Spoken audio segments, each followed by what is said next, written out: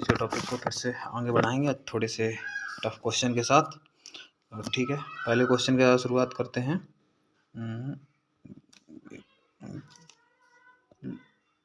तो ये कलर ठीक रहेगा।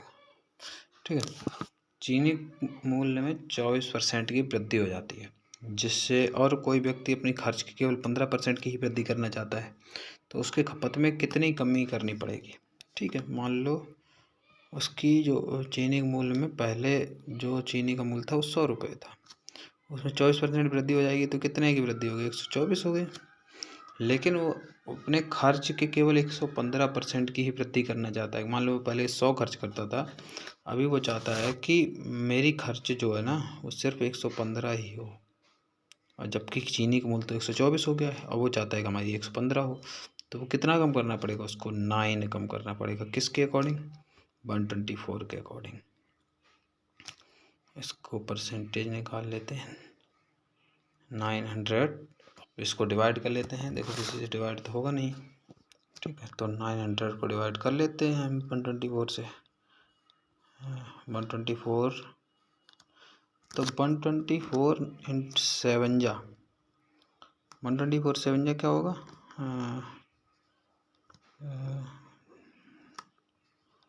868 है। 7 ठीक है, यहाँ 32 बचा, यहाँ पॉइंट लगाते हैं 0।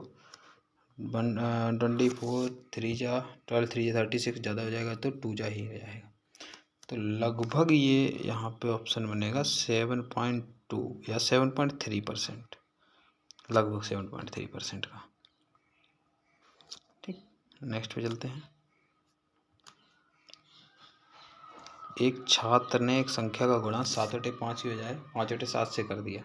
इस गणना में प्रतिशत त्रुटि कितनी है। इसका मतलब उसे करना था 7 बटे 5, लेकिन हो गया 5 बटे 7, इसका मतलब कम हो गया, यानी बड़ा 7 बटे 5 है। तो 7 बटे 5 से हम 5 बटे 7 घटा देंगे, इतनी ही ज़्यादा एक्स्ट्रा। एक मिनट फिर से लिख लेते हैं।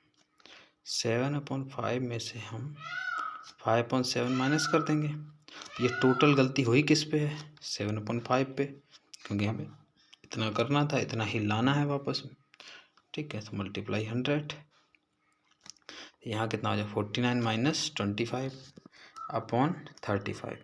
49 माइनस 25 अपॉन 35, क्योंकि 7/5 का एलसीएम तो 35 ही आएगा। ये जो 7 है इसके साथ मल्टीप्लाई में रहेगा, और ये जो 5 है ये इसको सही से लिख लेते हैं, थोड़ा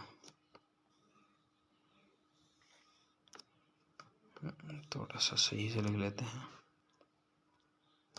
यहाँ 7/5 था। ठीक, तो यहाँ क्या हो जाएगा 49 माइनस 25 अपॉन 35, क्योंकि इन दोनों का क्रॉस मल्टीप्लाई होगा।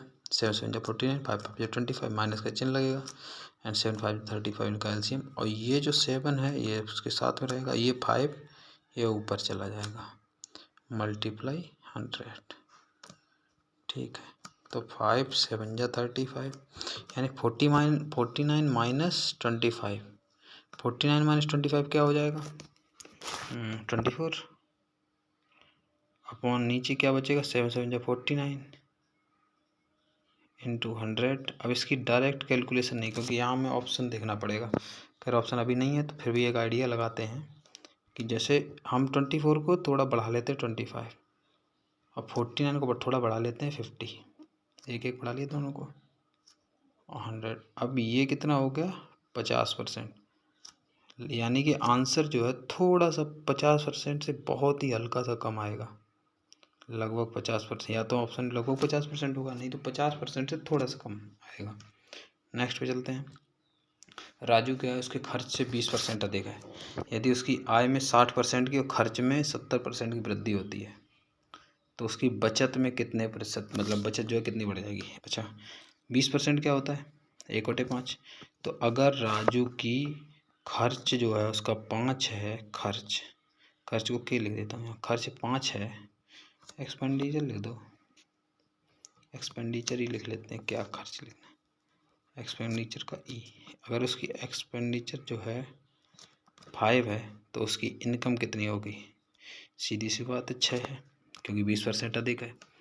तो उसकी जो सेविंग है, सेविंग कितनी हो जाएगी? 1 की हो जाएगी, क्योंकि इनकम अगर 6 है और उसने खर्च कर दी 6 में 5 रुपये, तो सेविंग 1 की होगी।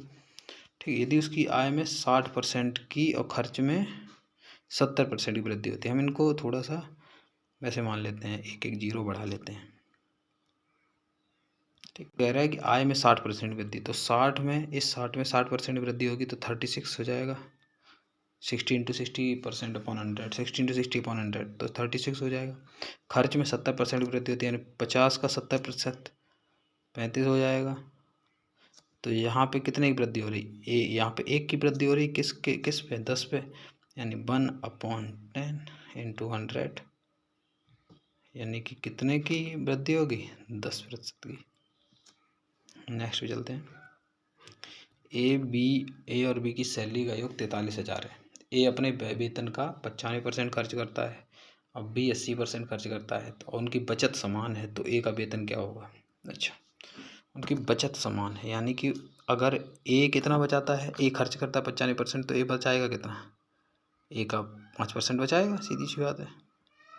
और यही बराबर बी 80% खर्च करता है, तो बी बचाएगा कितना? बी बचाएगा 20%। 20% 5 से 4 टाइम, यानी ए और बी की इनकम जो है 4:1 में है, 4:1 में। ठीक, तो यानी 5 इक्वल टू है 43,000, 5 इक्वल टू 43,000, क्योंकि ए प्लस बी का योग ही तो 43,000 दिया है। 5 इक्वल टू 43, 43,000, 5 8 जा 40, 5 6 जा 30, 00।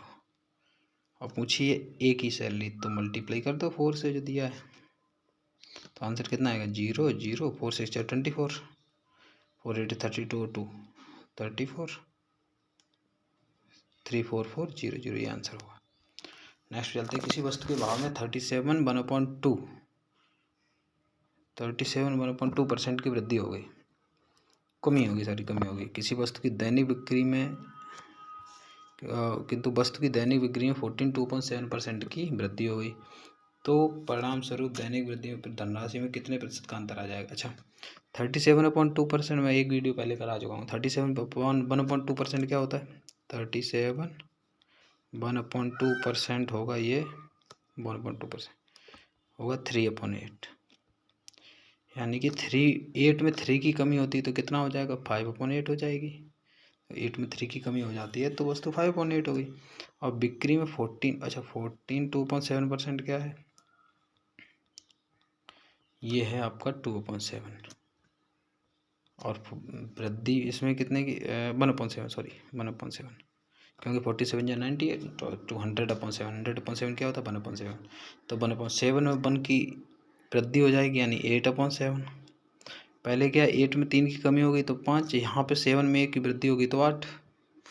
ठीक, यहाँ प्लस हुआ, यहाँ माइनस, क्योंकि कमी है। तो अब यहाँ से 8 से 8 काट देते हैं, तो ये क्या है? 5/7। अब कह रहे हैं कि कितना अंतर आ जाएगा, तो परसेंट में बदल लो। तो 500/7, तो कितना आ जाएगा ये? 500, 7 7 जा 49, ठीक है, 7 7 जा 49, तो 1 बचा, 0 7 1 जा 7, 7 4 जा 28, ठीक, समथिंग ऐसे ही 7 7 2 जा 40, समथिंग 71.4 समथिंग आ जाएगा प्रतिशत। नेक्स्ट चलते हैं। नंद किशोर के पास जितने पैसे थे उसमें से उसने 35% अपनी पत्नी को दे दिए और 50% अपने पुत्रों को दे देता है।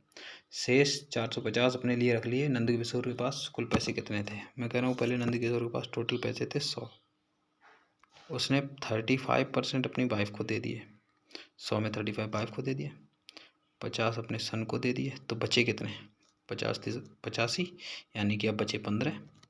और यही तो उसके पास 450 रुपये हैं, यही तो उसके पास 450 है, यानी 1 इक्वल टू 30, तो 100 इक्वल टू 3000।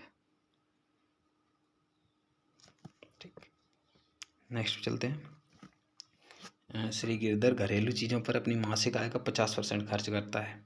शेष में से 50% परिवहन पर, 25% मनोरंजन पर और 10% खेलकूद पर खर्च करता है। और शेष 900 की बचत करता है। तो गिरधर की मासिक आय क्या है? ठीक है, ओके।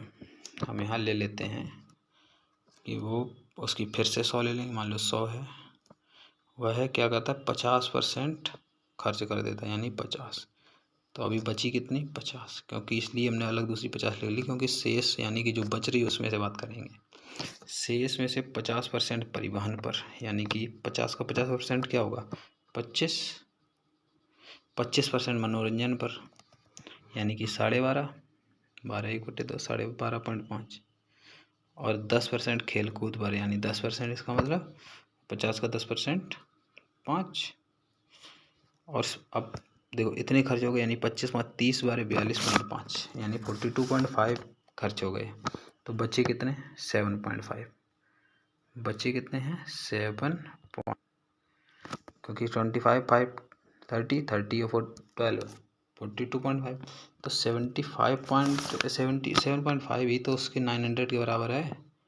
7.5 ही तो 7/2 ही तो इक्वल टू है उसका 900, यानी 15/2। 15/2 इक्वल टू है 900 का। तो 1 हो जाएगा 15 6 1 हो जाएगा 120 और 100 हो जाएगा 120 के ऊपर से पीछे 2 जीरो, यानी कि उसके पास रुपए थे 12,000। नेक्स्ट पे चलते हैं। एक पुस्तकालय में 20% पुस्तकें हिंदी में है, शेष का 50% अंग्रेजी में है और अंत में शेष का 30% फ्रेंच में है। यदि अंत में शेष 7700 पुस्तकें अन्य भाषाओं में है, तो बताइए पुस्तकालय में कुल कितनी पुस्तकें हैं? ठीक है, मान लो फिर सेम काम कि 100% किताबें थी, 20% पुस्तकें हिंदी में हैं। अब शेष का बात की है तो इसका मतलब हम इसको एक ही तरफ कर देते हैं, यानी 80 बचे। अब 80 के 50% यानी 40 इसमें इंग्लिश में है। अभी भी बात किया है अंत में शेष का, यानी कि अभी 40 इधर है तो 40 और बची। 40 का 30% यानी कि 12 किताबें फ्रेंच में है। तो बची कितनी है उसके पास? 28 बची। यही 28 ही तो बराबर है आपके 7700 के। 28 ही आपका 7700 के बराबर है। 7700 7 से काट देते हैं। 7 4 = 28, 7 1 = 1100। हमसे पूछा क्या गया है किसकी कुल कितनी पुस्तकें? 100 पूछा है। हम इसी 4 में 25 का मल्टीप्लाई कर देते हैं, तो यहाँ भी 25 का मल्टीप्लाई कर देते हैं। 0 0 25 × 25 25 और 2 27, यानी 27,500 किताबें हैं।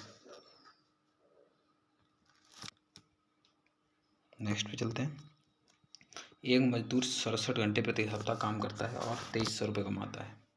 अगर उसकी प्रति घंटे आय इतनी बढ़ जाए 28.7 और काम इतना घट जाए तो तनख्वाह में कितनी? जब हम प्रतिशत की बात करते हैं, प्रतिशत बदलाव, तो हमें इनसे कोई मतलब ही नहीं होना चाहिए, क्योंकि हम परसेंट में ही काम करेंगे। जैसे 28/4/7 क्या होता है?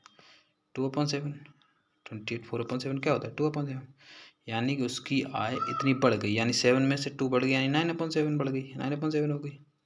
और उसकी जो काम है 33/3, 33/3 क्या होता है? 1/3। इतना घट गया, यानी 3 में 1 घट गया, यानी 2/3। 3 से 9 को काट दो, यानी 6/7। तो तनख्वाह उसकी कितनी कम हो जाएगी? 1 कम हो जाएगी। 6 हो गई, 7 एक्चुअल थे, 1 कम हो गई 7 पे। तो ये होता है आपका 2.7%। इतनी कम हो गई। ठीक है, मिलते हैं नेक्स्ट वीडियो में। अगर क्वेश्चन पसंद आए तो वीडियो को लाइक करो, चैनल सब्सक्राइब करो। Thank you, bye bye.